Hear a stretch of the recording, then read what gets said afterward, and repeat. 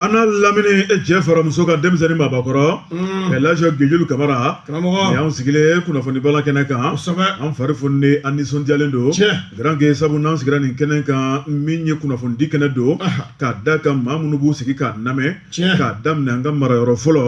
ni ka taa bila fo Mali ale ni Aligérie furancɛ la grand que maa cɛkɔrɔbaw musokɔrɔbaw denmisɛnw foroba baarakɛlaw bolola baarakɛlaw grand que a fɔ jamanaden bɛɛ lajɛlen arajo minnu b'an ka fiɲɛ turukala munumunu ɲɔgɔn fɛ an b'u fo k'u waleɲuman dɔn maa minnu b'u t'u ka biro kɔnɔ u ka foro kɔnɔ u ka faladaw la u ka cakɛyɔrɔw la grand que n'u k'u sigi ka arajo jɛgɛ fo ka kunnafoni lamɛn u sara t'an bolo an b'a fɔ ko ala k'an to ɲɔgɔn ye u bɛ ka dugawu minnu kɛ u kana sɛgɛn o la fiyewu sabu maa ti da kunnadi dɔn grand que jamana bɛ dabolo mun na an bɛɛ lajɛlen de kan ka jɛ k'an ŋaniya kɛ kelen ye dugu jɛko 20 an ka ŋaniya ɲuman ta ka jamana in sɛgɛrɛ an ka faamaw k'a daminɛ jamanakuntigi ka taa bila jamanadenw bɛɛ lajɛlen la an bɛɛ ka dɔn k'a fɔ ko jɔyɔrɔ de bɛ an na n'o ye jɔyɔrɔ belebeleba ye maa o maa k'i b'a dɔn k'a fɔ i bɛ jamana kɔnɔna la i ni fɛn dɔ kɛli ka kan grand que an kana tigɛ an yɛrɛ la an ka dan yɛrɛ la an ka dɔn k'a fɔ ko anw de ye cɛbaw ye an ka dɔn k'a fɔ ko anw de ye musobaw ye an ka dɔn k'a fɔ ko ala de ye anw garisɛgɛ don Maliba in na jamana in tɛ tɔnɔma da Mali in ka d'an ye hali n'an taara ka na an bɛ kɛ maliden grand que o tuma bi baara taabolo filɛ nɛgɛ kɛrɛfɛ juru bɛ Jibi Jakite bolo kabini 5h du matin e ni ale yɛrɛ ye solika wulila ye aw jɛra ka arajo dayɛlɛ nin waati la arajo jɛgɛfo officiel ale ni YouTube o k'u bɛ nɛgɛ tigibatigi yɛrɛ bolo n'o ye Ahmed Jakite cɛ kelen bolo caman e ni ne alamisa an bɛ dagaba kɔnɔ lamaga ni ka kunnafoni di lamɛnbaaw ma grand que bɛ gijigiji Wajabate bɛ gijigiji e ko cogo di Wajabate namu tiɲɛ yɛrɛ la ni alamisa sera lamɛnjɛkulu a ka ca Mali kɔnɔ fɔ Mali kɔ kan alamisa ko karamɔgɔkɔrɔba ani kalandenni k'u bɛ ɲɔgɔn sɔrɔ jɛgɛfɔ a tabaliba kan tabaliba in dun sɛbɛnfura baden de bɛ tu bolodonyɔrɔ bɛɛ lakali yɔrɔ bɛɛ ka maaw lawasa ka maaw la nisɔndiya an b'o kɛnɛ sigi nka karamɔgɔ Buwa n nalen n ye min f'i ye kumaw ka dɔɔni o ye tiɲɛ mobili baden sira k'a fɔra ko k'a dabila n'i bɛ fɛn fana kɛ papiye ɲini an bɛ ɲini k'a fɔ ko a tɔ kɛ n bɛ dala kuma ye a tɛ ɲɛnabɔ dɛ i ye fɛn dɔ lakɔlɔsi ne ye miniti 30 de kɛ Bangoni fɛ la miniti 30 sariya dun bɛ yen wa dɔw yɛrɛ ko mais i jɔ yen n'i ka mobili furan ka bɔ yen ko n ta ka girin n'i ta ye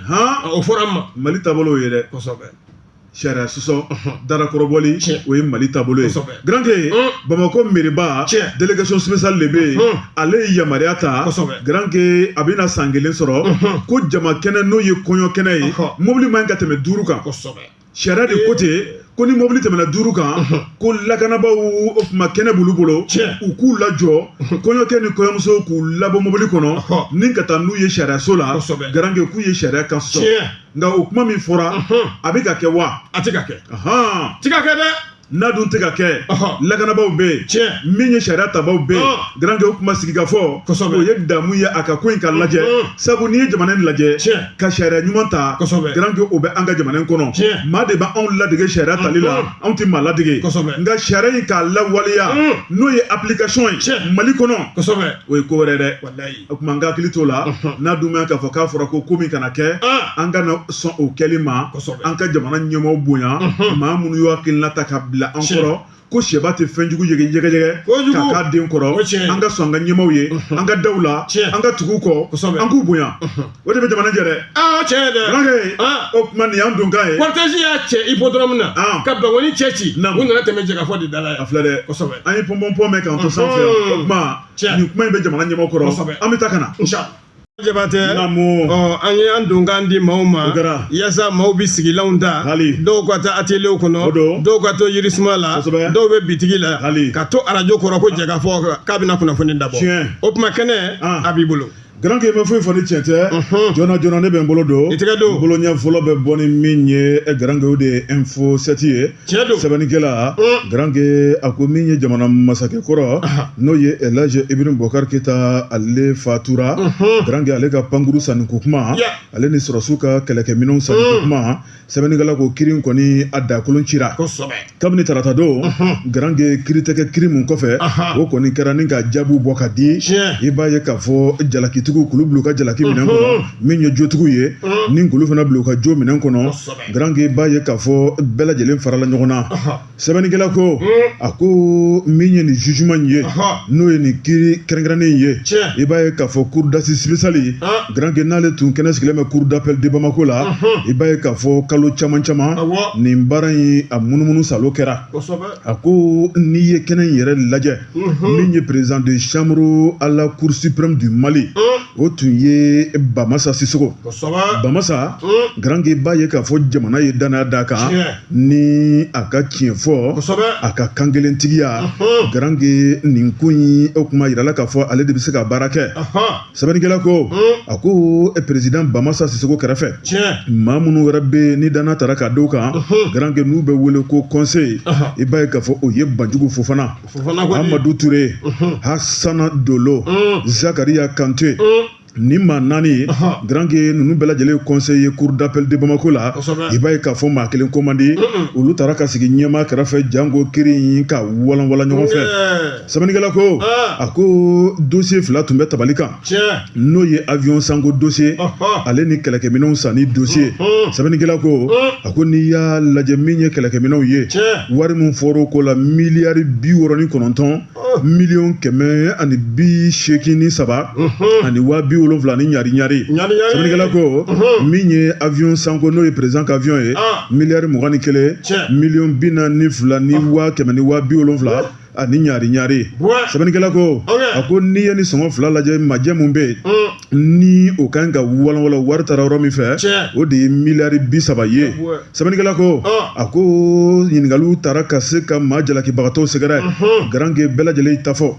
bɛɛ bɔra n'i ka dalu ye bɛɛ y'i ka ɲɛfɔli kɛ sɛbɛnnikɛla ko a ko nin y'a siɲɛ fɔlɔ ye an ka jamana in kɔnɔ ni ɲɔgɔnna dossier giriman fila ka ta ka da tabali kan grand ni k'a kiiri baara kɛ a ko maa minnu ye o baara kɛ i b'a ye k'a fɔ k'olu tɔgɔ bɛ don tariki kɔnɔ n'o ye président Bamasa Sisoko ye sɛbɛnnikɛla ko grand n'i y'o dossier lajɛ a ko min ye officier supérieur fila ye ale ni jamana ministre kɔrɔ fila grand k'u olu wele kɛnɛ kelen kan ni ka kiiri baara k'a boloda sɛbɛnnikɛla ko a ko n'i ye ko taabolo lajɛ maa min fɛnɛ ni ko in daminɛ n'o ye o de ye Alamayinana Sumaworo Bube Mayiga premier ministre kɔrɔ don grand ale welela ka ɲininka nin affaire in na grand ni ka taa n'ale kaso la ni o kɛra mandat de dépôt ye sɛbɛnnikɛla ko fo ka taa se o ka fatuli ma ale tun bɛ bolola a ko o ma tɛmɛ ka bɔ yen grand n'i ye nin ko in taabolo lajɛ a ko maa minnu ye nin dossier in lamaga ni ka kumaw bɛɛ lajɛlen daminɛ grand n'o ye président Wafi Ugade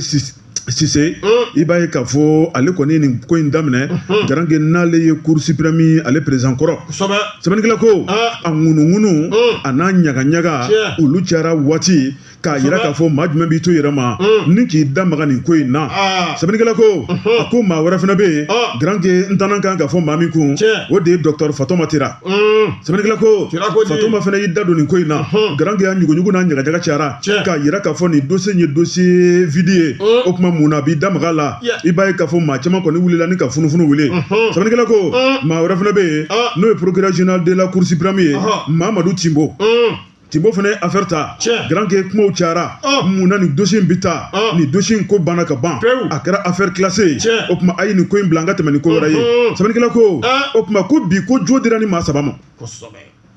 Wafi Ugade Sise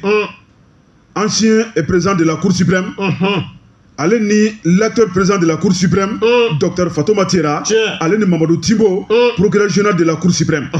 sɛbɛnnikɛla ko grand nin ko in kɔnɔna la i b'a ye k'a fɔ min kɔni ye magistrat fila bɛ yen i ka da la k'a fɔ kuma in daminɛlen olu ka kuma cayara nin ko in na n'o ye magistrat Mohamed Sherifu Kone Dramani Jara ye sɛbɛnnikɛla ko olu kɔni y'a yira k'a fɔ nin ko in ka bila sabu n'i y'a lajɛ ko foyi tɛ nin dossier in kɔnɔ nin ko in kɔni banna pɛntɛn kelen o nin kiiri man ɲi ka segin sen kan sɛbɛnnikɛla ko ɲuguɲugu bɛ ɲagaɲaga wuli o kɛra sababu ye min ye nin magistrat fila in ye ni k'u tigɛ ko ka bɔ magistrature kɔnɔ olu ka kiriko ni k'o ban pewu jamana in kɔnɔ o kuma k'u gɛn grand que k'u dabɔ ko la sɛbɛnnikɛla ko o bɛɛ lajɛlen sɔrɔla nin dossier nin kɔnɔna la sɛbɛnnikɛla ko a ko n'i ye ko in taabolo lajɛ a ko min kɔni ye jalakiw dadara ɲɔgɔn kan wariw tununa janfaw kɛra aw farala ɲɔgɔn kan ka jamana janfa faux usage de faux atteinte au bien public complicité d'atteinte au bien public n'o fɔra ka ban o tɛ ɲuman ye dɛ ayi jamana janfa aw farala ɲɔgɔn kan ni ka juguya kɛ aw farala ɲɔgɔn kan dibi kɔnɔna la ni ka se ka ko k'a kɛ aw sago ye min tɛ sariya kɔnɔna ye sɛbɛnnikɛla ko madamu Buhari Fili Sisoko grand que jalaki kɔni taara k'ale sɛgɛrɛ k'a bɛ san 10 k'o kɛ kaso kɔnɔ a datugulen a kan ka min sara jamana ye n'o ye sanction pénale ye o ye sɛfɛ wari 500 000 500 000 francs de francs CFA 500 a b'o sara ka tila ka san 10 kɛ a datugulen o ma tɛmɛ ka bɔ yen grand que sɛbɛnnikɛla a ye min yira Nuhumu Dabitawo ale bɛ san 7 kɛ a datugulen kaso la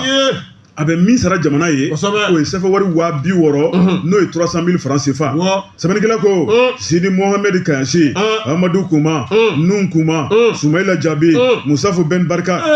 ko ni olu yera sabu olu welela k'u kana kiri kɛ olu ma ye olu ye sentigɛ ni kolaban kɛ ko n'u yera k'u b'u si kaso kɛ olu ta o ye sɛbɛnnikɛla ko min ye sanction civile ye grand que b'a ye k'a fɔ wari wɛrɛ bɛna sara tuguni wari min kan ka sara maaw ye madamu Buhari Fili Sisoko ale ni Musafu Ben Barka grand que ko jalaki taara kulu 2 sɛgɛrɛ k'u kan ka wari min sara grand que n'o de ye miliyari 3 miliyɔn 300 ani 20 ani ɲari Musafu Ben Barka madamu Buhari Fili Sisoko olu kan ka wari wɛrɛ sara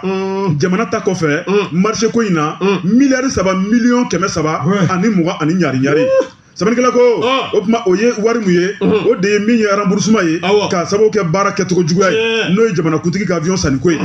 sɛbɛnnikɛla ko a ko contrat baaraw ma k'a kɛcogo la jamana tun kɛn bɛ ka laɲini minnu kɛ madamu Buhari Fili Sisoko grand que tuguni ale ni Amadou Kouma ale ni Sidi Mohamed Kayansi grand que kulu bɛna miliyari 15 sara jamana ye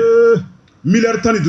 k'u bɛn'o de sara sɛbɛnnikɛla ko o fana bɛna sara min kama grand que o de sɔrɔ su ka kɛlɛkɛminɛnw sanni ko ye minnu fana baara ma kɛ sariya kɔnɔ o tuma grand que k'u kan k'o sara k'o lasegin baara kɛcogo juguya la sɛbɛnnikɛla ko a ko n'i ye ko taabolo lajɛ min ye madamu Buhari Fili Sisoko ye grand que k'ale yɛrɛ kɔni y'a fɔ kiri in kɛnɛ kan k'a yira k'a fɔ Alamayina Sumeli Bube Mayiga grand que ka da la k'a fɔ k'ale kɔni yamaruya di ye min ye kɛlɛkɛminɛnw sanni ko ye sɛbɛnnikɛla ko a ko min kɔni ye contrat ye ale ɲɛma d'a kan min ye contrat ye ko baara tun bɛ Sumeli Bube yɛrɛ bolo sɛbɛnnikɛla ko a ko min kɔni ye minɛn minnu sanna n'a fɔra ko wari bɛ bɔ ka minɛnw san minɛn minnu ka kan ka di sɔrɔsiw ma min ye o papier de livraison ye grand que k'ale ɲɛma d'o kan wa ko ma k'a kɛcogo la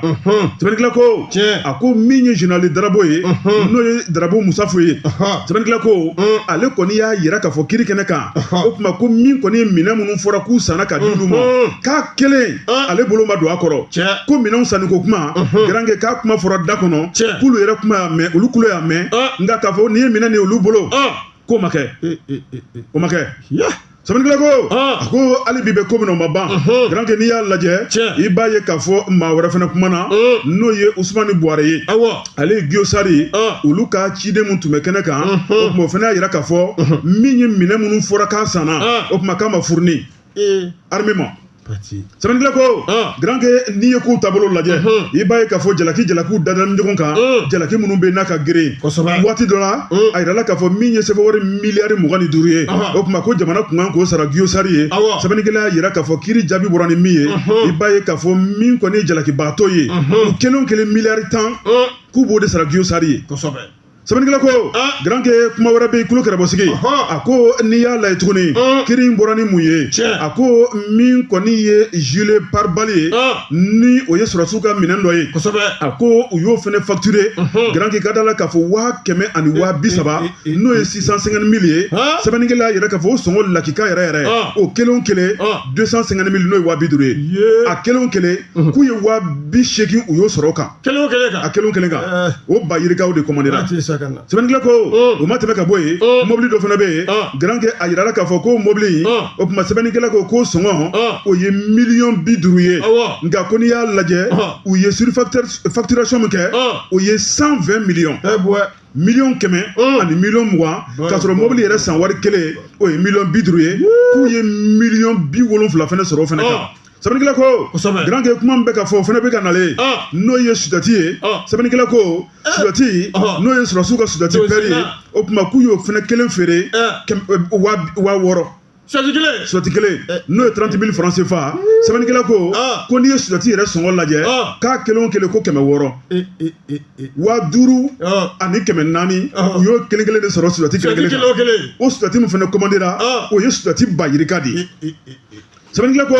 grand ke ko nin ko in a kɛra bafa ni kili cɛ ka salo ka bila u kun fɛn mun tɛ sariya ye sɛbɛnnikɛla ko a ko n'i ye kow taabolo lajɛ tuguni grand ke sɛbɛnnikɛla ko min ye madame Buware Fili Sisoko ale ni Sumeli Bube Mayiga i ka da la k'a fɔ ko olu kɔni jalaki taara k'u sɛgɛrɛ min kɔni ye garanti ye o tuma k'u y'o ta ni ka se ka ni maa kofɔlenw sɛgɛrɛ n'o ye Guillaume Sary ye grand ke ko baara kun kan ka kɛ kɛcogo min na k'a ma ko kɛcogo la o tuma min ye Bube ye k'ale ko sɛbɛn wari miliyari 69 ani million 183 ye o tuma ko k'o kɛ garanti banque Atlantique kɔnɔ ko madame Buware Fili Sisoko ale y'a kɛ miliyari 100 yɛrɛ a y'a bɔ 99 la ka kɛ 100 ye sɛbɛnnikɛla ko a ko nin ko in grand ke k'i da la k'a fɔ ko majɛngɛ bɛ yen min kɔni ye dibidibi ye k'o de cayara nin ko in na sɛbɛnnikɛla ko a ko min kɔni ye jamana wari maninfin ka impôt ni taxe de don k'a ta k'a tilakɛlaw ni ɲɔgɔn cɛ grand ke ko foli min kan ka kɛ jamana kiri ye i ka da la k'a fɔ k'a tɛna se ka fɔ k'a lakale min ye k'u da don nin dossier in na k'a walanwalan k'a fɛsɛfɛsɛ grand ke ko nin y'a siɲɛ fɔlɔ ye a ka kɛ faso Mali kɔnɔna la ko cɛba ni muso grand ke ko bɛɛ lajɛlen y'i da don nin ko in na yaasa nin jaabi lakika bɛ se ka sɔrɔ o tuma ko min ye foli yɛrɛ yɛrɛ ye o ye président ye n'o ye Bamasa Sisoko a n'a jɛɲɔgɔnw ye k'olu de ye galabu ta ka se ka nin baara in kɛ maa wɛrɛ mun kɔni kun kɛn bɛ ka nin ko in daminɛ o tuma ko bɛɛ ka tiɲɛ dir'i ma kunnafoni filɛ nin ye an ye min bɔ Infosati kɔnɔ la rédaction ka jɛ k'a sɛbɛn namu e ka kɔni i ka baara sɛbɛnnikɛla de y'a bɛɛ fɔ kosɛbɛ wa t'a bɛɛ fɔ ayi anw ta t'a la o ni sɛbɛnna b'o fɔ Buwa Jabate tigɛ don n'i kɔni ma ɲa sa fagali kɔ i bɛ dugukolo bugɔ a fɛ o ye tiɲɛ ye o la sa namu Nouvelle Horizon a kunbalen bɛ a ko de Demba Konte a y'i tɛgɛ nɔ bila a ko de an ka sanubɔyɔrɔ Buwa yɔrɔ de la k'a fɔ a ka ca siɲɛ 100 ye namu sanu ni zira ne gɛjulu t'a dɔn ka bɔ ɲɔgɔn na i ka baara tɛ o kosɛbɛ ne ka baara don maa mun ka baara don a ma se u k'a don appareil kɔnɔ nin ye sanu ye nin ye zira ye o filimata tɛ an ka sanubɔ dingɛba min bɛ yen n'u k'a ma ko complexe minier Lulu Kungoto Barika Mining ayiwa administration min n'o ye bureau kura min sigira ayiwa waati kɛla tɛmɛsenna provisoirement ayiwa ko maaw labɛnnen don ko sanu a tɔni kelen ɲɔgɔn k'u bɛn'o feere tɔni kelen u ka ca dɛ k'u bɛn'o feere dɛ ko yaasa u bilala minɛn min kɔnɔ k'u ka baara kɛ baara in ka se ka kɛ ka ɲa Buwa Jabate hakili lajiginna bɛɛ kɔni b'a dɔn cɛba min sugandira o ka bila o administration ɲɛma o de ye Sumana Makaji ye ayiwa a sɔrɔla dɔ waati la décision min n'a taara kiiribulon na a décision dati juin kalo tile 16 tɛmɛnen ye ayiwa k'ale de ta k'a bila ni minanba in a kɔnɔ wa an ka transition maaw olu de y'a ta ka bila a ka nin baara in ko a bɛna kɛ nka sanubɔ dingɛ kanadiɛnw de ka yɔrɔ don n'u ko a ma ko Barika Mining ayiwa ko ni waliya min talen filɛ ya kuma b'a la k'i bɛna ka na ye usine k'o y'a sɔrɔ u yɛrɛ kun ye u kɛ baara kan dɔgɔkun daminɛ la o la ta i bɛna ka na ye k'u kun b'a fɛ ka baara k'a ta ni sɛbɛ ye k'u cɛsiri a kofɛ kunnafoniw b'a fɔ cogoya min na i bɛna ka na ye feere min n'a bɛna bolo da équipe min ni Sumana Makaji n'ale de b'a kunna ayiwa ko a kasabi wari n'u y'a feere 107 millions de dollars jatebɔlaw de b'o da dɔn o ye dollar ye 107 millions de dollars o ye sefa wari miliyari kasabi caman ye dɛ n'a fɔra ko an kɔni an ka nin jate an bɔra ekɔli la miliyari kasabi caman o ye anw ma se k'o da dɔn an bɛna an da don miliyɔn ko la i bɛna ye sa bariki baw n'olu kɔni b'a yira yakuma b'a la ko o y'a sɔrɔ u y'u ka baara jɔ janvier ko ka sabu kɛ faamaw u ye ngara da u ka baarakɛyɔrɔ la yakuma b'a la ani ka sanu tɔni 3 ko o fana minɛ u la yakuma b'a la an ka transition y'o kɛ nin waleya min filɛ buwa i bɛna ka na ye ko y'a sɔrɔ jata karalala o bɛ u maa 2 ni ɲɔgɔn cɛ fanga ani sanubɔ mɔgɔ ninnu o la sa o de kana nana yira sa sariya bolo dɔw taara ka ɲɛsin sanubɔ yɛrɛ baara la 2023 Maliba kɔnɔ o kɔdu o y'a yira yakuma b'a la an ka jamana ani sɔrɔ kɔni bɛ kɛ an ta de bi caya an ta de bi caya dɛ wa min ye ayiwa impôt ko ye dɔ de bi fara sanubɔlaw ta kan olu ka sarata o bɛɛ lajɛlen o ɲɛfɔra u ɲɛna nin si de tɛ ka kɛ ninnu sagonafɛn ye Wajabate i bɛna ye tribunal de commerce Bamakɔ yan ale kɔni y'a yira ka kiiri ka jaabi ka bɔ ka bi ko ayiwa gouvernement kɔni ye min yira ka équipe in k'o nommer n'o ye équipe provisoire ye ko sɔn kelen dɔ a ma bi sɔn kɛra a ma sini k'u ka baara kɛ a kɛcogo la yakuma b'a la o fɔ ninnu ye mun kɛ bariki mɔɔw n'o Canadiens ye k'u y'u ɲɛsin ayiwa tribunal d'arbitrage international u y'u ɲɛsin o yɔrɔ la ko ka taa u yɛrɛ kalifa olu la olu bɛ se ka wuli k'u jɔ k'u sorunali don cogo min an ka dugu an kɔni t'o jɛ i bɛna ye bariki mɔgɔ ninnu tiɲɛ yɛrɛ la surtout u ka ɲɛmaa Marc Bristow directeur général de Barrick k'ale y'a yira yakuma b'a la ko k'i sigi k'i miiri ko administration kura min sigilen filɛ nin ye ko est ce que ko o bɛ se ka baara in kɛ ka s'a dan na wa ko est ce que k'a tɛna a ko bɛ nɔɔni a t'a nɔɔni n'i y'a ye danaya dara ka Mali faamaw fɛ u b'a dɔn k'a kɛba de y'ale i bɛna ka na ye ale ka nin kɔrɔfɔ in n'o ye ɲɛmaa ka kɔrɔfɔ ye ko a jɔrɔna tɛ anw na équipe provisoire min sigilen don a b'a ka baara kɛ a kɛcogo la wa ɲuman yakuma b'a la kunnafoni filanan la se bɛna ka na ye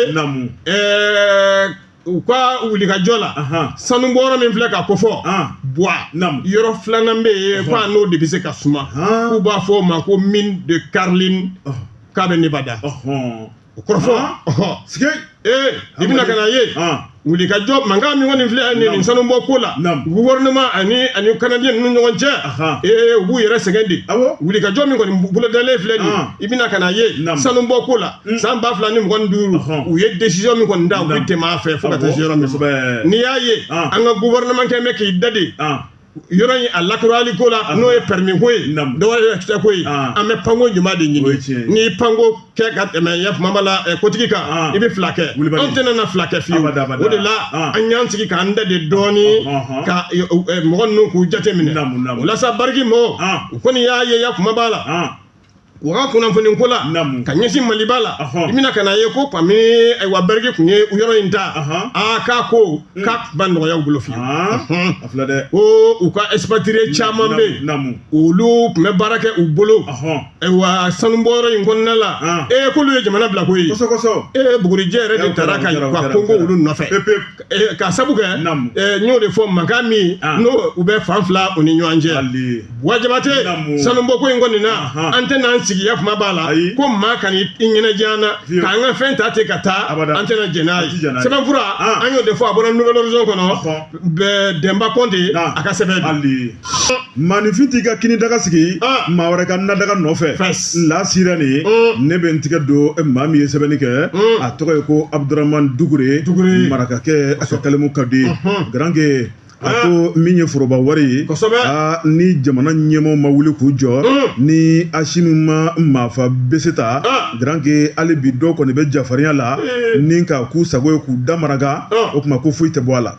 sɛbɛnnikɛla ko a ko nin cakɛyɔrɔ ye n'o ye AGT ye i b'a ye k'a fɔ Garange ale kɔni ye agence belebeleba ye an ka jamana in kɔnɔ min nana ka se ka cakɛyɔrɔ min nɔrɔ bila o de ye TP n'o ye travaux publics ye sɛbɛnnikɛla ko travaux publics min tun bɛ jamana in kɔnɔ n'a b'a hakili don jamana ka baaraw la ka daminɛ an ka togodaw la baara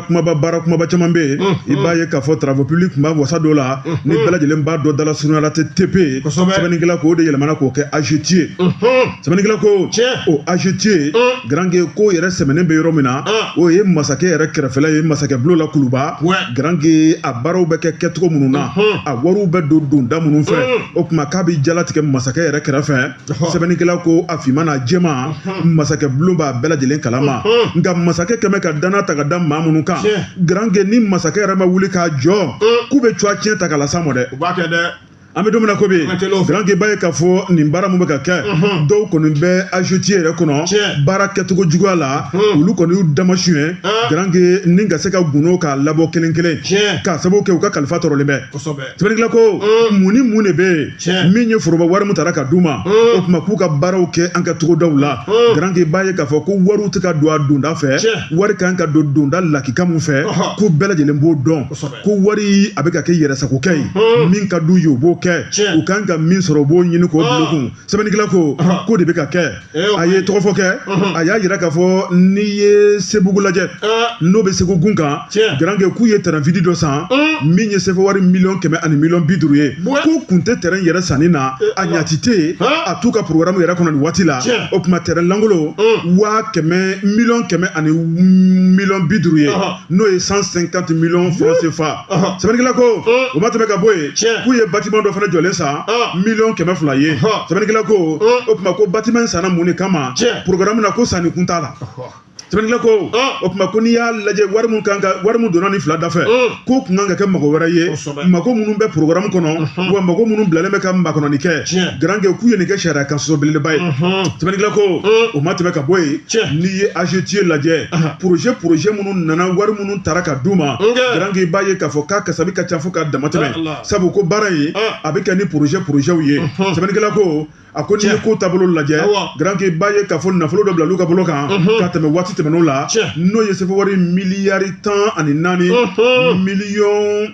58 Garange ko tara ka d'u ma o baara min kan ka kɛ Kulukoro gun kan sɛbɛnnikɛla ko projet wɛrɛ bɛ yen n'o ye projet du développement des cultures ye min ye an ka sumanfɛnw ye o baara bɛ se ka kɛ ka ɲɛ cogo min na sɛbɛnnikɛla ko $7 ni miliyɔn 44 i b'a ye k'a fɔ o fana tara ka d'u ma o fana kun kan ka don yɔrɔ mun na Garange k'a ma k'a kɛcogo lakika la projet wɛrɛ bɛ yen n'o ye projet pari ye Kulukoro gun kan $14 tuguni ani miliyɔn 14 o baara fana ma k'a kɛcogo la sɛbɛnnikɛla ko projet wɛrɛ bɛ n'o ye projet pari ye Sikaso gun kan $16 miliyɔn 49 o fana ma k'a lakika la a ko n'i ye nin lajɛ projet minnu sigira sen kan n'a taara k'a kalifa AGT la $82 miliyɔn 72 miliyari 82 ani miliyɔn 72 sɛfɛ wari la k'o de taara ka d'u ma k'i b'i sigi k'a lajɛ k'a nɔ bɛ min millions de faux milliards fa bi segi ana 82 milliards 62 millions de francs CFA ki bi sigi ka la ɲininkali de kɛ ni wari a donna yɔrɔ jumɛn na nɔ bɛ min sɛbɛnnikɛla ko Garange k'a kɛmɛ bafa ni kilicɛ ye a barata min ye AGT a kokɔrɔmanen don jamanakuntigi de la n'o ye masakɛ bulo ye présidence ye o tuma ko jamanakuntigi n'i sigi k'a tɔgɔ tiɲɛtɔla lajɛ wa maa minnu bɛ ka nin baara in kɛ ko waati dɔ sera Garange u bɛɛ lajɛlen ka cɛ ka bɔ yen ni ka na ni maa wɛrɛ ye sabu k'a ma sigi politiki ko kan min ye sɛbɛnnikɛla ye n'o ye Abdramani Dugure ye a ko ni jamanakuntigi ma wuli a wuli kuma o tuma ko n'a kɔni wulila ka sɔrɔ a wuli kuma tɛmɛna i ka d'a la k'a fɔ k'a bɛ kɛ misi pannen birikɛla kunna dɛ ko bɛ wuli ko maa sonsorolen kunnafoni filanan an ye min b'o la sirani kɔnɔ AD ale de y'a sɛbɛn Bonyamate kalandeni mina tɛgɛ don l'indicateur du renouveau parti sakana Mali douaniers a baarakɛlaw do koyi u ye baara belebele de kɛ camion belebele fila u y'o ndaraki k'o lajɔ o ye kɔrɔlen o ninnu ka baara inspecteur général Amadou Konate Garange a n'a ka cɛdenw i b'a fɔ ko dibilan b'u bolo i ma ni dogo cogo b'i minɛ wa ne ma dala n'u tɛ tiɲɛ da fana kɛ n'u bɛ bɔ ka taa enquête la u bɛ tiɲɛ da e ko a ko in bɛ k'o kɔ de tɛrɛmɛsɛ yen fɛ Masa Solomana u b'a kɛ figi de wolo in dɛ kosɛbɛ o la sa u ko di o kumale ibina kana ye nin wale belebele minnu y'a kɛ dɔ wɛrɛ tɛ dɛ kunnafoni de fara la ɲɔgɔn kan wa u tilala ka kunnafoni k'a tɛntɛn k'a mugu bɔ ka sɔrɔ ka bɔ n'u yɛrɛ ye ka taa a yɔrɔ la a fɔra fɔ cogo min na o taara sɔrɔ ten mobili fila in u y'a lajɔ mugujugu damandanw ni tiɲɛlikɛ fɛnw olu damandan de tun bɛ mobili fila in mobili fila in a bɔra dugu la dugu min n'a ni an bɛ dancɛ bɔ u ma tɔgɔ fɔli kɔni kɛ ko dugu n'an bɛ dancɛ bɔ an ka duwanyew alala buwaku kalannen don k'u fɛrɛ ka bon dabali ɲuman b'u bolo yakuma bɔla u y'o de kɛ ka se ka tɛgɛ da nin kare fila in kan ayiwa u kɛlen k'u minɛ fana u ma fila kɛ dɛ f'a ye bila an ɲɛ sisan a y'a boli an ka taa bin min yɛrɛ kuru kɔnɔ u taara yen u taara min kɛ sa sɛgɛsɛgɛli de taara dabɔ yen buwa a duwanyew bɛ baara kɛ fali yɛrɛ sange kɔrɔ ala u nana ka n'a ye ko fɛn min fɔra k'a bɛ mobili in kɔnɔ ko a damadɛmɛ don jigi wɔɔrɔ don a si kun tɛ yen a bɛna la walasa ko baton explosive o 165 o tun b'a kɔnɔ yala ni explosive kɔni fɔra o ye bomu ye o ye mugu pɛrɛnw ye détonateur o de bɛ mugu don mugu donna in na o 825 urulo de cordon o 49 o mètre kelen o urulo 49 kelen o kelen mètre kelen mètre 250 kelen o kelen o sige n'i y'o bɛɛ lajɛlen fara ɲɔgɔn kan ko 12 mètre 12 ani 250 k'o de bɛ taa bɛn o ma bɔnmu k'o de 9 mercure o fana tun b'a kɔnɔ yakuma b'a la ko n'i y'olu bɛɛ fara ɲɔgɔn kan ko kilogramme 360 o de bɛ taa bɛn o jate de bɛ taa bɛn o ma ko nin trafiquant ninnu tiɲɛ yɛrɛ la u delinanko don u baarakɔrɔ don u b'a dɔn fo k'a dama tɛmɛ nka u ni minnu ko a dalen bɛ ɲɔgɔn na n'olu tɔgɔ ko douanier an t'a dabila f'an ka sa k'olu fana jɔlen bɛ k'u kɔnɔ nin baara in bɛɛ lajɛlen ja mobili waraka fuyeli daminɛnen réservoir dɔw b'o kɔnɔ mobili ventilateur yanfa dɔw sɔrilen don yen n'i ma kɛ maa ye maa min bɛ baara kɛ ni hakili ye i bɛ tɛmɛ min bɛ ventilateur yɛrɛ fan fɛ k'i bɛ tɛmɛ o la ten o fɛn bilalen bi u y'olu bɛɛ lajɛlen fɛnw de f'u ye ka nin mugujugu damanta k'o bɛɛ ta ka bɔ yen mercure ja u bɛ t'o di ayiwa u kɛn bɛ ka sanubɔyɔrɔ minnu dilan dogo ni dogo la o bɛ taa di olu bɛ baara kɛ n'olu ye jugu yɛrɛ ma koyi ko olu bɛɛ lajɛlen de bɛ kɛ fɛn ye fɛn min n'a bɛ gɛlɛya an ma yakuma b'a la f'an ka wuli k'an jɔ mali douaniers tiɲɛ yɛrɛ la ko u kɛn bɛ ka digi kɛ terroristes la koyi ka sabu kɛ fɛn min kan ka taa d'u ma u bɛ ka u bɛɛ minɛ sira la ka o bɛɛ labila an ka bila la ka tila k'a yira an ka faamaw la yakuma b'a la nin bɔmu ninnu yakuma b'a la k'u b'a dɔw de fana bila an ka faamaw ka mobili olu b'u ka zuwale da la waati min na k'a lajɛ k'an lakana u b'a bɔmu dɔw bila olu ɲɛ ka signali kɛ sɛbɛnnikɛla kɛ bɛ ka nin bɛɛ lajɛlen sɛbɛn an ka forte défensive ka olu bali u ka se k'u ka baara kɛ mercure ninnu n y'o de fɔ sa o kɔni bɛ taa u kɛn bɛ ka sanubɔyɔrɔ minnu dilan dibi la u bɛ taa ka taa di olu ma olu fana bɛ baara kɛ n'o ye yakuma b'a la Buwa Jabate mali douaniers k'u kɔni ko k'u tɛ nin dabila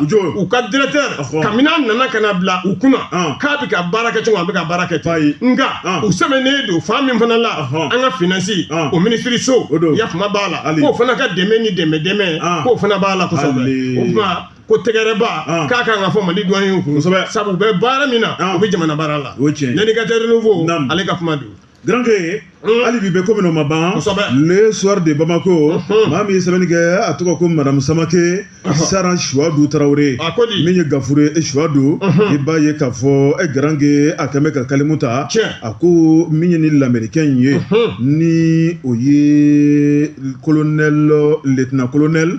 min ye Rudolphe Atala ye Granke k'ale ye directeur adjoint ye principal pour la lutte contre le terrorisme au conseil de sécurité des Nations Unies samanikala ko a ko n'i ye nin ko in lajɛ grand gué b'a ye k'a fɔ nin ye cɛ dumanba ye o kuma k'a nana faso Mali kɔnɔ ni kana tile fila taama la grand gué k'a n'a ŋaniyaw don samanikala ko a ko l'américain ka jamana kuntigi n'o ye Donald Trump ye ni ale b'a ka mandat filanan na a ko mandat fɔlɔ grand gué ko a ye baara caman ko kɔnɔ ni k'a ɲɛsin farafinna ma mandat filanan in grand gué k'a bɛna ka baara labanw ɲɛsin farafinna ma kosɛbɛ jango danaya ka se ka sabati min ye ni cɛba in ye n'o ye Rodolphe ye grand gué a ye kunnafoni baro kɛ faso Mali kɔnɔ Bamako yan ani sɛbɛnnikɛlaw ni kumalikɛlaw ko fɛn mun b'a kun n'a kan cɛ k'a b'o lase kunnafonidilaw ma a ko ale ka jamana kuntigi o dan bɛ ale la ale dan b'a ka jamana kuntigi la n'o ye Donald Trump ye a ko homme d'affaires don politique ma tɛ a ko ka nafolo ɲini o de ka d'a ye o kuma ko Donald Trump a ko k'a bɛna ale nafolo ɲini na farafinna o kuma k'a ni farafinnakaw mana jɛ min ma grand gué ko bɛɛ ta filɛ i ta filɛ n ta filɛ ko y'ale ka baara kɛcogo ye ale tɛ maa tigɛ tunɔmi ale tɛ bin maa kan o kuma baara kɛcogo jɛya la o kuma i ta filɛ n ta filɛ ko y'ale ka baara ye ko kabini ala k'ale da o kuma k'ale bɛna ɲɛfɔ anw ye ni Mali ɲɛmaaw sɔnna ko Donald Trump ko k'a bɛna ale Mali kɔnɔ wa n'a nana grand gué min ye affaires ye k'olu de bɛna dayɛlɛ o kuma Mali bɛ dɔ sɔrɔ ale yɛrɛ bɛ dɔ sɔrɔ o kuma o tɛmɛnen kɔfɛ n'i y'a lajɛ ko bamanciya terrorisme bɛ jamana in kɔnɔ i ka da la k'a fɔ ko a kɛlɛli ɲɛ b'olu bolo k'olu ye l'américain de ye olu de ye diɲɛ puissance ba ye grand gué ko n'olu sɔnna ko ma o kuma ko bɛ ban ni Mali ɲɛmaaw ko n'o dara olu la min ye lieutenant colonel ka kuma do Bamako yan dɛ Donald Trump ka ciden a ko ni Mali ɲɛmaaw dara l'américain la grand gué ni ka se k'olu wele ka na terrorisme kɛlɛli la k'an k'an sigi k'u lajɛ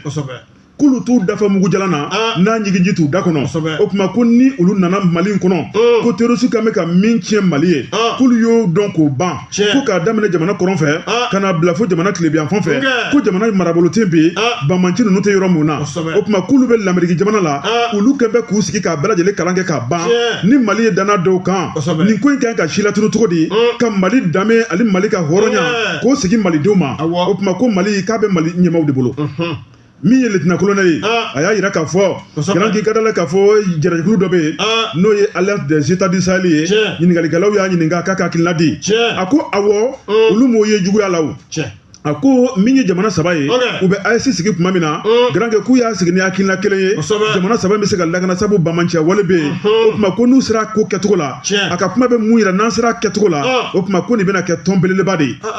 n'a ma se kɛcogo la o kuma k'a bɛna kɛ gɛlɛya fana ye o kuma min kɔni ye olu ye k'olu da tɛ AES ko la u sen t'a la nka ni an ye danaya da olu kan kan an ka jamana in kɔnɔ ko ni olu ni AES kan ka baara kɛ cogo min na grand gué k'u bɛ sigi ka fɔ kura kɛ janko ka se k'o baara kura bila sen kan min ye ni lieutenant colonel ye n'o ye l'américain blé ye grand gué a y'a yira k'a fɔ ale kɔni bɛ yan o kuma k'a ka di ale ye yanni ale bɛ kɔma sigi ka taa kɛ jamana kɔnɔ Donald Trump ye ale ci ka na fɛn min fɔ jamana ɲɛmaaw ye u ka jaabi dɔ d'ale ma ale bɛ taa min fɔ kɔma seginna ko n'u sɔnna ko Mali terroriste banna dɛ o kuma k'u t'a fɔ ko ka Mali bolo bɔ mɔgɔ wɛrɛ bolo dɛ nka k'u ka danaya da olu fana kan olu kana Mali sɔrɔsiw kɛrɛfɛ o kuma k'an ma sigi k'o jaabi lajɛ kunnafoni fila nin ye an ye min bɔ l'histoire de Bamako kɔnɔ u ka bi sɛbɛnni don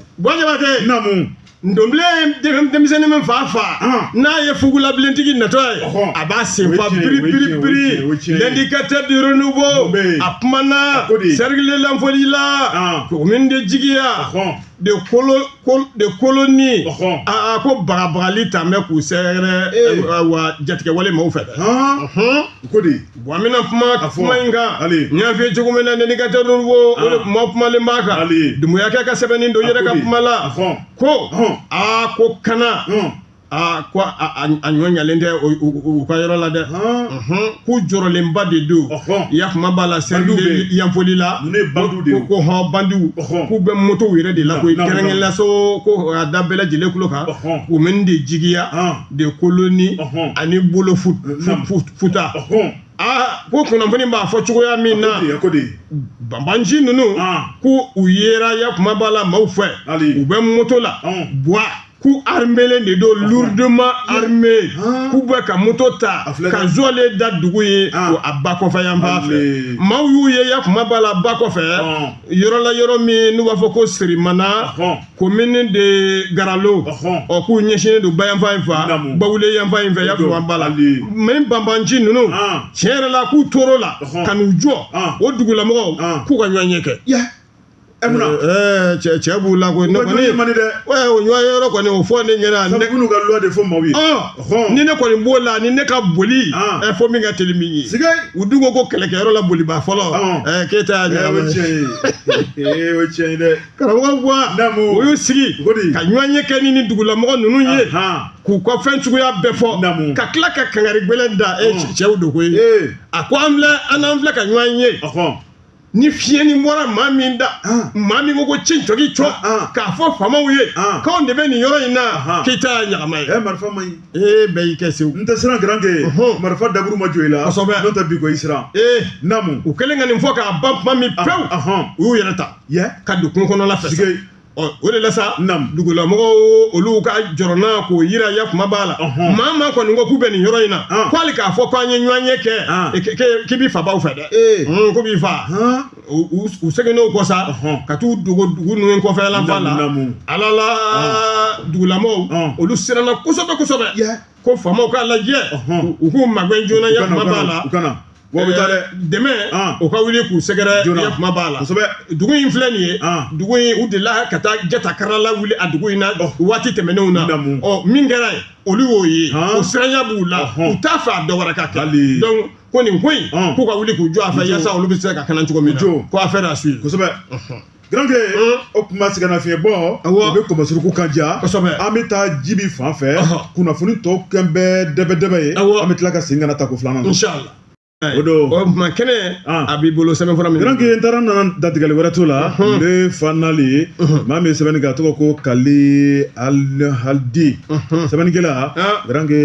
a ko min ye samiyɛ in kɔnɔna ye i b'a ye k'a fɔ groupe tuli Garanke n'o ko fɔra ka bɔ Fatumata Batuli Ɲani ko fɔ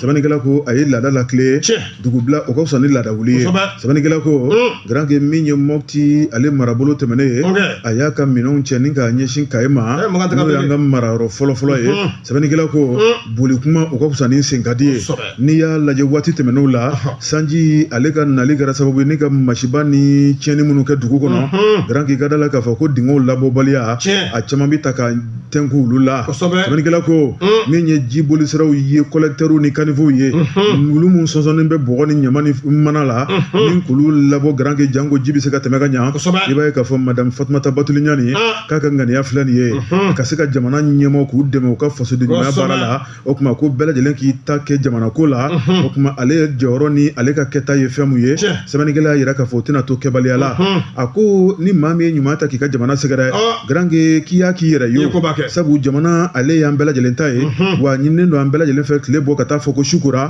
an bɛɛ lajɛlen ka ŋaniya ɲumanya fɛn dɔ ta k'a ɲɛsin an maanifin ɲɔgɔn ma a n'an ka faso Mali o ma sɛbɛnnikɛla ko a ko min ye Fatumata Batuli Ɲani ye a ko bi alamisa yɛrɛ n'o bɛnna nin kalo in tile 10 nɛgɛ kaɲɛ 15 waati Kayi kɛnɛ k'a bɛ dayɛlɛ bi jeunes muso ni cɛw min ye sigida ɲɛmaaw ye mɛrilakaw Garanke ko bɛɛ lajɛlen welelen bɛ kɛnɛ kan ni fasoden ɲuman in baara kana se ka fɔ maa si kɔ o tuma k'a bɛ bila o minɛn de kɔnɔ min ye a ka danaba n'o ye Dawuda Kamara ye ale yɛrɛ bɛ kɛnɛ kɔnɔ ka ban ale kɔni y'a yira k'a fɔ k'u bɛ wele bila bɛɛ lajɛlen ma nin ye dugu kunkanko ye nin ye jamana kunkanko ye janko min ye ji ka walankatali o bɛ se ka nɔgɔya cogo min na sabu maa si seko tɛ sanji nali la ala ka d'i ma don nka ko kunbɛli bɛ se ka kɛ janko ji bɛ tɛmɛ sira minnu fɛ olu bɛ se ka lafiya o tuma min ye tuli ye n'o ye groupe tuli ye o tuma ko bi Garanke Kayi dugukolo kan a tɛna kɛ basi ye min na bɛ dɛsɛ kunnafoni filɛ nin ye an ye min bɔ le fanali kɔnɔ u ka bi sɛbɛnni don Kayiba Jabate i tigɛ don Ba Jabate ɲɛ tigɛ don la sirène a kumana a ko de an ka dɔgɔtɔrɔso dɔ bɛ yen ko sur du point G ko banabaatɔ dɔ dalen kantigɛlen ko a yera a dalen kantigɛlen kɔni ko sɛgɛsɛgɛliw kɔni bɛ sen na Ba Jabate ni waleya min kɛra a ye maa gaw kamana alamisa juillet kalo tile 3 san 2025 sur du point G banabaatɔ dɔ ayiwa k'u y'a ko fɔ ko a bugunatigɛ ko PC o ma sɔn ka tɔgɔ yɛrɛ ni jamu yɛrɛ fɔ u y'a daminɛ o de fɔ k'a si bɛ sanji 30 ani 2 la ayiwa ko a kantigɛlen a dalen yera salle kɔnɔ salle min n'u k'a ma ko salle C service urologie sɔgɔmadafɛ nɛgɛ ɲɛ 9 o waati ayiwa ko kunnafoni kunfɔlɔw olu fɔlen i bɛna ye ko u kɔni b'a yira PC k'a ye a furumuso ani den minnu tun bɛ a kɛrɛfɛ yen olu bɔlen ka taa daraka ɲini dɛ ko a tɛna ka muru de ta k'a yɛrɛ kantigɛ k'i da ye a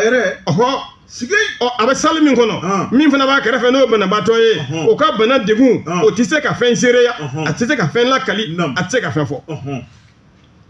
wele kelen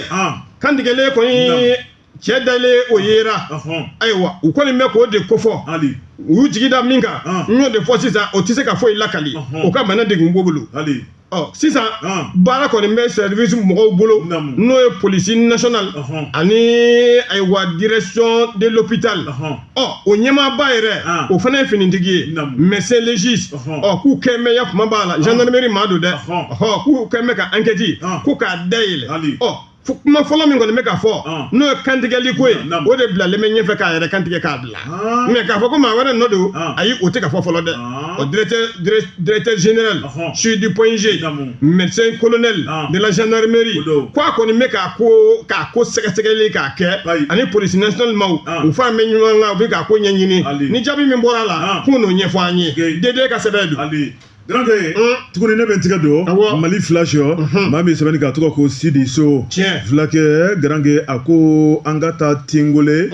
duguni dɔ bɛ yen n'o tɔgɔ ko Beningɔ ale ye cikɛ bugudani ye Grange n'i y'a lajɛ a bɛ Kulukoro marabolo fɛ sɛbɛnnikɛla ko min ye kilomɛtiri damadɔ i b'a ye k'a fɔ o bɛ ani min ye Fana fɛnɛ fɛ sɛbɛnnikɛla ko Grange n'i ye ko in taabolo lajɛ a ko min ye juma tɛmɛnen n'o bɛnna kalo tile 4 ni ka dugu jɛ sibiri kalo tile 5 i b'a ye k'a fɔ dugu min bɛ n'o ye Beninkɔ ye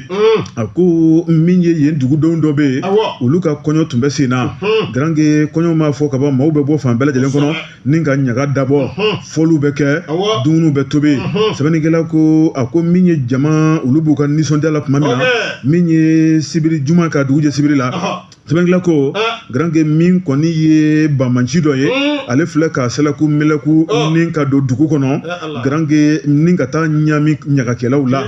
sɛbɛnnikɛla ko min ye ɲagakɛlaw ye Grange bɛɛ b'i ka nisɔndiya bolo o tuma min kɔni ye fɔli sigira u ye dɔn kɛ ka dɔn kɛ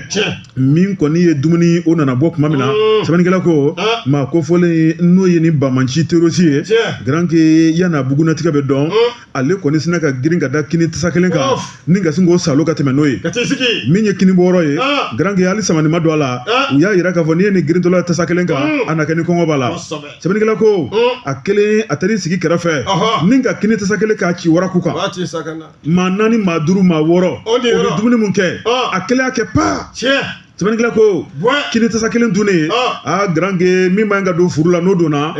i sigilen i bɛ dɛsɛ ka wuli a sina k'i molɔkɔtɔ ni ka sin k'i da yɔrɔ la ye i b'a fɔ ko miniyan a ye bama kunu sɛbɛnnikɛla ko Grange min ye siɲɛnakɛlaw y'u ka baara kɛ i b'a ye k'a fɔ dugu nana jɛ ka maa kofɔlen k'a dalen to fo ka misinin tile bɔ hali bi a dɛsɛ bɛ ka wuli kɔnɔbara jɔsɔnnen bɛ sabu min ye i b'a ye k'a fɔ maa fa kɔngɔ o de tun b'ale la sɛbɛnnikɛla ko u y'a lakunu tuma min na Grange ni ka ɲininka dalakan na i b'a ye k'a fɔ a ye jɔntigila kɛ a ko ale ye terrosi ye ale tun bɛ terrosi jɛnɛjɛkulu de kɔ min ye Mali armée o bɛ ka wulili min kɛ u nɔfɛ k'ale y'a ta fan ye koyi o tuma k'ale ŋaniya mun siri ka bɔ terrorisiya la ni ka n'a yɛrɛ di Mali armée ma ko kɔngɔni min b'ale la ale bɛn'o kɔngɔ furakɛ fɔlɔ ni ka sɔrɔ ka taa yɛrɛ di o tuma k'ale ka ko filɛ nin ye k'ale bamanci terrosi ye nka ko kɔngɔ de kɛmɛ ka ta tugu ale la o tuma ko sisan min kɔni ye kɔɲɔkɛlaw ka nin dumuni ye k'ale b'u fɔ k'u waleɲuman dɔn u y'ale ka kɔngɔ furakɛ ko n'u ka nin kini tasa in kun tɛ o tuma k'ale tun bɛ sa o don su k'ale tun tɛ dugu jɛ o tuma k'ale kɔnɔ fara sisan ale hakili sigira ale bɛ ka yeli kɛ o tuma k'ale ka marifa kɔni ale y'o bila ko bamanci wale ko nafa t'a la ni nimisa tɛ k'ale filɛ nin ka taa yɛrɛ di Mali armée ma min ka di armée o ko k'ale la k'ale nimisara ka kɛtaw la grand kɛ k'a b'a ɲini bɛɛ lajɛlen fɛ mɔgɔ mɔgɔ k'e de bɛ bamanciya la k'i k'a dabila dɛ mali armée bɛ kundama mun na n'i m'a dabila k'i tɔgɔ ye ko su don dɔ min ye so furancɛ la kunnafoni filɛ nin ye an ye min bɔ mali flash kɔnɔ Sidi So ale ka sɛbɛnni don Bɔjabate mɛntigɛ don a don sɛbɛnfura fanal mun bɛ yen fanal kumalen bɛ ko di Dakabana ko Kakana Jigi Waro a kɛra Bamakɔ pont de sanfɛ n'an k'a ma ko 3e pont mun bɛ yen muso Dakabana dɔ ka sin k'i sɛlɛ ka sin k'i suru baji la ten tuguni o de kɛra dɛ subhanalahi ko nin ko in kabako ko in Dakabana ko in k'a ye Bamakɔ yugu i y'a faamuya b'a la an bɛ yɔrɔ min na komi bi a kɛra arabadon juillet kalo tile 9 o tɛ kunu ye de kunu an kɔrɔ kɔni tuguni walayi siɲɛ 1 siɲɛ 2 siɲɛ 3 wa dɔw yɛrɛ ko ne ma ko jinɛw de bɛ maa wele ko ndaya i k'i suru ni fɛn fɛn fɔra hakili b'a tɔ dafa awɔ ko jinɛ de b'a fɔ ko hey ndaya 3e pont kɔni a bɛ tɛmɛ Suta Dunu sanfɛ ni Suta Dunu ko fɔra o ye jinɛma yɔrɔ ye dɔw ko pont dilanni k'a ma diya jinɛw ye o ye hakilina kow ye dɛ o dɔw ta ye n'u ye wari dun a tɛ se ka sara u b'u ɲɛsin yen na dɔw ta ye cɛ bɛna muso kura ta u b'u ɲɛsin yen a tɔ bɛ f'i kɔ dɛ dɔw ta ye muso n sigalen b'a la o bɛ t'o suru ye a kɛcogo ka ca dɛ a ka ca dɛ ala k'an kisi nin bɛɛ ye hakilina miiri ye kosɛbɛ o tuma sɛbɛnnikɛla jumɛn fɔ sɛbɛnnikɛla ko nin waleya nin ko in kɔni kunun ko araba juillet kalo tile 9 san 2025 don 13h waati ni muso in k'a nana ya kuma b'a la ka sin k'i seri an ka nin baba in na n'o kama ko Fleuve du Niger 3e pont a b'o de kofɔ Bamakɔ k'a kelen ka nin kɛ tiɲɛ yɛrɛ la ko maaw tora misi de la bɛɛ jigi warolen bɛɛ sumaya len bɛ yakuma b'a la ko nin ko in ala la k'a kɛra jigi waro da de ye yakuma b'a la wa a ko dibilama de tolen bɛ maaw bolo koyi sabu seere dɔw bɛ yen n'o i y'olu ɲininka olu dabali ban kojugu tiɲɛ yɛrɛ la olu kɔni bɛ min kɔni fɔ ko muso in kɔni a nana yakuma b'a la ayiwa ko k'i seri ji la n'a yɛrɛ ye ko a ko u ko k'a ye mobili jɔra min kɛ a bɔra a y'i seri ji la dɔ wɛrɛ ɲininkara olu ko moto taxi de jɔra ko muso k'a y'a seli ji la kan kelen tɛ k'a fɔ polisi minnu n'olu tun bɛ yɔrɔ la i bɛna ka na ye olu dabali de banna yakuma b'a la ko in a kɛcogoya la polisi 3 bɛ yen k'olu kɔni wulila o yɔrɔ bɛɛ ka yɔrɔ ka se ka lajɛli kɛ ka se ka kanali fana don a yɔrɔ la jama cayara lajɛlikɛlaw ani lakalilajugukɛlaw bɛɛ b'i ta la ko in k'a giriyara yakuma b'a la kosɛbɛ o la sa waati selen protection civile maaw nana n'an k'olu ma ko pompier maaw olu sera kɛnɛ kɔnɔ olu na u m'a bila dagirinda bɔ u sina k'u ka minɛnw labɛn ten k'u kɛ ji la yakuma b'a la muso in u bɛ se k'a ɲɛnama sɔrɔ cogo min wala a cogoya dɔ in olu kɔni ka baara kɛr'o ye olu y'o kɛ fo ka taa s'a dan na jaabi o ma se ka sɔrɔ a ko la bɛɛ kɔni b'a dɔn fɛn tun bɛ yen ko kana mɔgɔw k'u y'u ka baara kɛ ko fo ka taa se a dan na nka an bɛ yɔrɔ min na fo sisan a ma fɔ ko muso ye minɛta ye a ma fɔ ko sitan don a ma fɔ ko kalilu don foyi jaabi foyi ma sɔrɔ a la f'a ko kɔni a to bɛ dibi la nka k'u kɔni b'u ka sɛgɛsɛgɛli kɛ surtout sigidalamaw k'u b'u to enquête la fɛn fɛn kɛra a bɛɛ soma yera soma b'i ye ko enquête k'u bɛ to a kan ko fo ka taa tiɲɛ a tiɲɛ da mun hadamadenw tigɛ kɔnɔ Musa Jara a ka sɛbɛn don tabarikɛla Garanke fɛn banbali jate dɔn kunnafoni tun b'an bolokɔrɔ k'a walawala k'a da lamɛnnikɛlaw tulo kan Garanke nin bɛ fu siri o dan na n'o ye yɛrɛ f'a ye 3e pont na tuguni an b'a fɔ ko kelen kɛra 2 kɛra 3 kɛra 4 kɛra o kuma a ti ban nin ko in a ka sifila ji ɲɛma jɔlen na ala k'an sabu ɲa yarabi ala kana yɛrɛ fa dusu don an kɔnɔ sabu ni mun b'an na anw yɛrɛ ma dilan ala de y'a don an na ala ko an ka nin lakana o kuma fo ka taa se ale ka minɛ don ma sabu a mɛn o mɛn ale b'a minɛ don dɔ Garanke o kuma ala ka hakili ɲuman d'a ma diɲɛlatigɛ ko bɛɛ hakili ye n'i ye hakili ɲuman sɔrɔ i tilala ka ban o la ka bɛɛ lajɛlen fo ka bɛɛ lajɛlen waleɲuman dɔn min ye foroba foli tɛmɛnen kɔfɛ foli waleɲuman dɔn ale bɛna jɔyɔrɔ la bila Samedi ye ale de bolo bɛ radio Jɛgɛfo officiel YouTube la son duman ni ja duman ni kɔni bɛ fu siri bi ta la ni ala ni kira sɔnna ma kunnafoni ka kun cɛ o ye sini juma ye dabaka kutuba dabaka fatiya maa min b'a minɛ galigale o ye Elhaji Gejelu Kamara ni gejuru ma minɛ wariko yɔrɔ o kɔrɔ ko weekend garisɛgɛ ay wariko nanga minɛ kabini garisɛgɛ o taara k'e to dabaka kutuba n'a ka fatiya a ka di dɛ gejuru kɔfɛ bɛɛ k'a minɛ ka mun ɲɛ la garanke nka ko tarata don a ye dɔ fɔ ne ma dɛ Saram ye dɔnnifin mɔ Saram tɛ maa ye a ka ɲi da Saram ko tarata don ko dɔnni bɛ gejulu la bi gejulu fana ko Saram tɛ maa ye o fana cɛ la an na tila k'a ɲɛnabɔ ɲɔgɔn cɛ a ka du bɛ nin kan sali ala Muhamɛdi